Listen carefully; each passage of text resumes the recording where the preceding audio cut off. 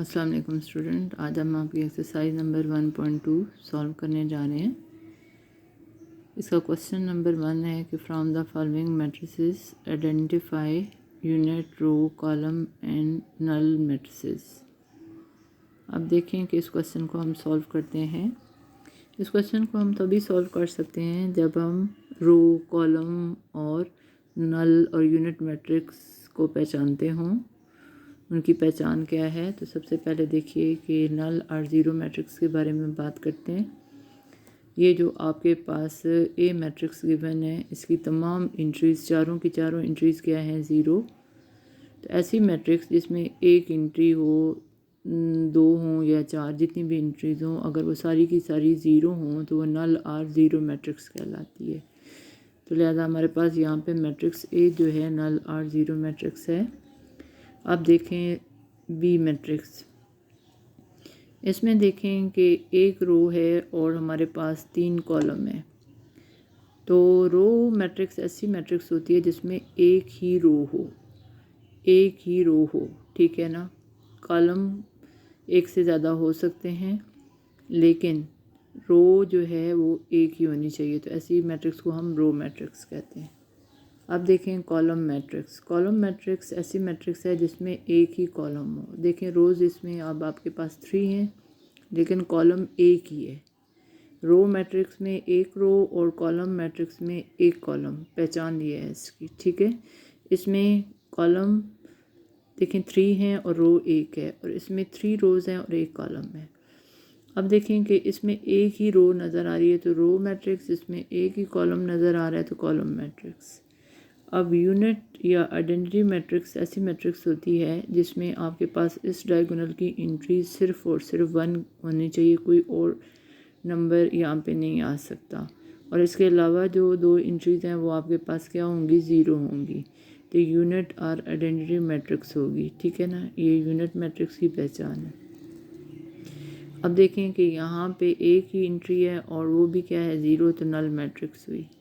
अब इसमें देखें एक ही आपके पास क्या है, कॉलम, तो ये आपके पास क्या हुई, कॉलम मैट्रिक्स हुई, ठीक है। तो अब देखें कि जो है ना, ये जो उसने हमें कहा था कि रो, कॉलम और नल और यूनिट मैट्रिक्स, तो इस तरीके से हमने नल, रो, कॉलम, फिर यूनिट, फिर आपके पास नल मैट्रिक्स और फिर कॉलम मैट्रिक्स, हमने इनके नाम लिख दिए, ठीक है। अब देखें सेकंड क्वेश्चन हम सॉल्व करते हैं। सेकंड क्वेश्चन हमारे पास ये है कि from the following matrices identify square, rectangular, row, column और identity or unit matrix and null matrix. अब देखें कि रो मैट्रिक्स को भी अभी हमने ऊपर किया है, कॉलम को भी किया है, आइडेंटिटी आर यूनिट मैट्रिक्स को किया है, नल को किया है। तो 2 हमारे पास यहाँ पे नहीं है, एक स्क्वायर और दूसरी रेक्टेंगुलर मैट्रिक्स। तो स्क्वायर मैट्रिक्स जो है, अगर हम उसे डिफ़ाइन करें तो ऐसी मैट्रिक्स जिसमें नंबर ऑफ़ रोज़ और नंबर ऑफ़ कॉलम क्या होंगे, इक्वल होंगे।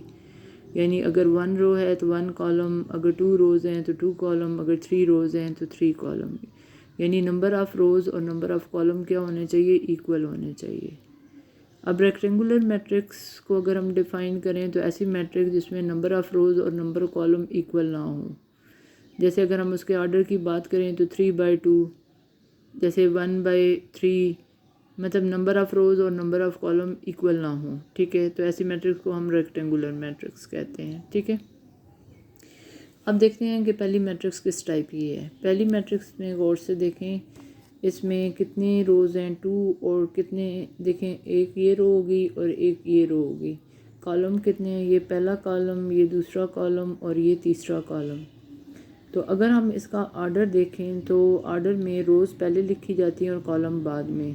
तो इसका ऑर्डर जो बनेगा वो 2/3 बनेगा, यानी 2 रोज़ और 3 कॉलम। नंबर ऑफ़ रोज़ और नंबर ऑफ़ कॉलम इक्वल नहीं है, तो ये आपके पास रेक्टेंगुलर मैट्रिक्स, रेक्टेंगल से रेक्टेंगुलर मैट्रिक्स, ठीक है। उसके बाद देखिए कॉलम मैट्रिक्स, एक ही कॉलम है, एक ही कॉलम आपको नज़र आ रहा है, तो ये आपके पास कॉलम मैट्रिक्स। अब इसमें देखें कि कितनी रोज़ हैं, 2, और कितने कॉलम हैं, 2। तो सो इसका ऑर्डर हुआ 2/2, तो यानी नंबर ऑफ़ रोज़ और नंबर ऑफ़ कॉलम क्या हुए, इक्वल। सो स्क्वायर मैट्रिक्स हुई आपके पास। अब है आपके पास आइडेंटिटी और यूनिट मैट्रिक्स। उसकी पहचान मैंने आपको बताई थी कि जो आपके पास ये लेफ़्ट डायगोनल है इसकी एंट्री 1 के अलावा कोई नहीं नंबर होना चाहिए और ये दो एंट्री 0 होनी चाहिए। तो ये यूनिट और आइडेंटिटी मैट्रिक्स, यूनिट मीन 1, ठीक है, 1 1 आना चाहिए और यहाँ क्या आना चाहिए 0। तो ये आपके पास आइडेंटिटी और यूनिट मैट्रिक्स आ गई, ठीक हो गया। उसके बाद देखिए कि इसमें हम देखते हैं कि कितने कॉलम हैं 2 और रोज़ कितनी हैं 3। तो इसका ऑर्डर क्या हुआ आपके पास 3/2, यानी 3 रोज़ और 2 कॉलम। तो नंबर ऑफ़ रोज़ और नंबर ऑफ़ कॉलम इक्वल नहीं है, तो ये आपके पास हुई रेक्टेंगुलर मैट्रिक्स, ठीक है। अब देखते हैं छठे नंबर पे जो मैट्रिक्स है वो हमारे पास क्या है। तो देखें कि इसमें एक ही रो है। छठे नंबर पे जो हमारे पास मैट्रिक्स है उसमें एक ही है, तो ये रो मैट्रिक्स हुई, ठीक है। उसके बाद देखें कि सातवें नंबर पे जो हमारे पास मैट्रिक्स है उसमें देखें एक ही कॉलम है, एक ही कॉलम है, तो ये कॉलम मैट्रिक्स हुई। अब इसमें देखें कि नंबर ऑफ़ रोज़ कितनी है 1, ये 2 और ये कितनी हुई 3, और कॉलम कितने हुए 1 2 और 3। तो 3 रोज़ एंड 3 कॉलम। सो इस मैट्रिक्स का ऑर्डर क्या हुआ 3/3, यानी नंबर ऑफ़ रोज़ और नंबर ऑफ़ कॉलम क्या हुए इक्वल। तो ये क्या हुई स्क्वायर मैट्रिक्स, स्क्वायर मैट्रिक्स। अब देखें कि जो आपके पास 9 नंबर पे है इसमें तमाम एंट्रीज़ क्या हैं 0।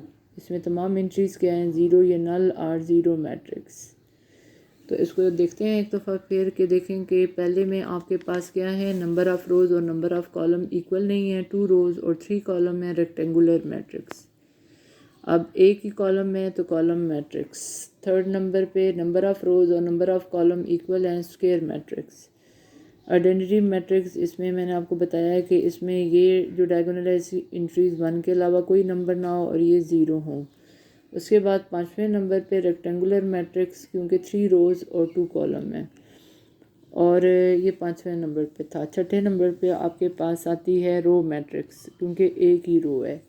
और सातवें नंबर पे जो है एक ही कॉलम है इसका, ठीक है, ठीक है, एक ही कॉलम है और कितनी आपके पास रोज़ हैं, एक ही कॉलम और 3 रोज़ हैं। तो नंबर ऑफ़ रोज़ और नंबर ऑफ़ कॉलम इक्वल नहीं है, तो रेक्टेंगुलर मैट्रिक्स। और आठवें नंबर पे स्क्वायर मैट्रिक्स, क्योंकि नंबर ऑफ़ रोज़ और नंबर ऑफ़ कॉलम क्या है इक्वल, 3 रोज़ और 3 कॉलम, स्क्वायर मैट्रिक्स। और ये नल और 0 मैट्रिक्स, ठीक है। तो ये आपका सेकंड क्वेश्चन भी सॉल्व हो गया। अब हम बात करते हैं थर्ड क्वेश्चन की। थर्ड क्वेश्चन में वो कहता है कि from the following matrices identify diagonal matrix, scalar matrix and unit or identity matrix. तो देखिए कि हमें जो है ना इन तीनों की डेफिनेशन पता होनी चाहिए। हम इन्हें पहचानते हों कि ये मैट्रिक्स किस तरह की हो सकती हैं, तभी हम ये क्वेश्चन सॉल्व कर सकते हैं। तो पहले आपको डायगोनल मैट्रिक्स जो है उसके बारे में बात करते हैं कि उसमें आपके पास जो डायगोनल एंट्री है, ठीक है ना, कम से कम एक एंट्री नॉन ज़ीरो हो और बाकी तमाम ज़ीरो हो सकती हैं। स्केलर मैट्रिक्स में डायगोनल एंट्रीज ना सिर्फ नॉन ज़ीरो हों बल्कि सेम होनी भी ज़रूरी हैं। और यूनिट मैट्रिक्स में ना सिर्फ सेम हों बल्कि 1 हो, 1 के अलावा कोई नंबर ना हो। तो अब देखेंगे मैं इस क्वेश्चन को आपको इस तरीके से सॉल्व करके थोड़ा एक्सप्लेन करती हूँ कि ये डेफिनेशन जो मैं बता रही थी उसका मतलब क्या है। अब देखें कि जैसे ए मैट्रिक्स है, तो ए मैट्रिक्स में देखें कि ये लेफ़्ट डायगोनल बन रहा है और ये राइट डायगोनल बन रहा है। तो लेफ़्ट डायगोनल की एंट्रीज़ क्या हैं, सेम हैं और नॉन ज़ीरो हैं, यानी ज़ीरो नहीं है। और ये जो एंट्रीज़ हैं ये क्या हैं, ज़ीरो हैं। तो ये स्केलर, इस टाइप की जो मैट्रिक्स होती है that is called scalar matrix, कि इस डायगोनल की एंट्रीज़ जो हैं नॉन ज़ीरो होने के साथ साथ सेम है। ज़रूरी नहीं कि 4 हों, 3 भी हो सकता है, 5 भी हो सकता है, -5 भी हो सकता है, दोनों सेम होनी चाहिए। यानी -5 -5 -3/2 -3/2 सेम होने ज़रूरी हैं, ठीक है। So scalar matrix. अब देखें डायगोनल मैट्रिक्स में क्या है कि लेफ़्ट डायगोनल की एंट्रीज़ नॉन ज़ीरो हैं लेकिन एक जैसी नहीं है, तो ये ज़रूरी नहीं है। और ये भी हो सकता है कि ये ज़ीरो हो जाए, ये वाली भी ज़ीरो हो जाए, ठीक है। सिर्फ ये वाली जो एंट्री है ना वो नॉन ज़ीरो होनी चाहिए। डायगोनल मैट्रिक्स में। उसकी वजह यह है कि अगर ये भी एंट्री ज़ीरो हो जाएगी तो वो नल और ज़ीरो मैट्रिक्स बन जाएगी, यानी ये एंट्री भी ज़ीरो, ये भी एंट्री ज़ीरो, तो ये नल और ज़ीरो मैट्रिक्स बन जाएगी। तो एट लीस्ट वन एंट्री इस डायगोनल की क्या होनी चाहिए, नॉन ज़ीरो होनी चाहिए, तो ये डायगोनल मैट्रिक्स, और दोनों नॉन ज़ीरो हो सकती हैं जैसे कि यहाँ एग्जांपल में है। अब देखें कि सी जो मैट्रिक्स गिवन है ये हमारे पास यूनिट मैट्रिक्स है, क्योंकि इस डायगोनल की एंट्रीज ना सिर्फ सेम है बल्कि वन है। यूनिट का मतलब होता है वन, तो ये यूनिट और आइडेंटिटी मैट्रिक्स है, ठीक है। उसके बाद देखें ये डायगोनल मैट्रिक्स है। अभी मैंने यहाँ पे आपको एक्सप्लेन किया कि आप जो है ना ये जो लेफ़्ट डायगोनल की एंट्री है वो आपके पास ये वाली जो है नॉन ज़ीरो होनी चाहिए, ये ज़ीरो हो सकती है, ये भी नॉन ज़ीरो हो सकती है, लेकिन ये मस्ट जो है ना ज़ीरो होनी चाहिए। तो ऐसी मैट्रिक्स को हम क्या कहते हैं, डायगोनल मैट्रिक्स कहते हैं। तो ये डायगोनल मैट्रिक्स हो गई। उसके बाद देखें ई मैट्रिक्स।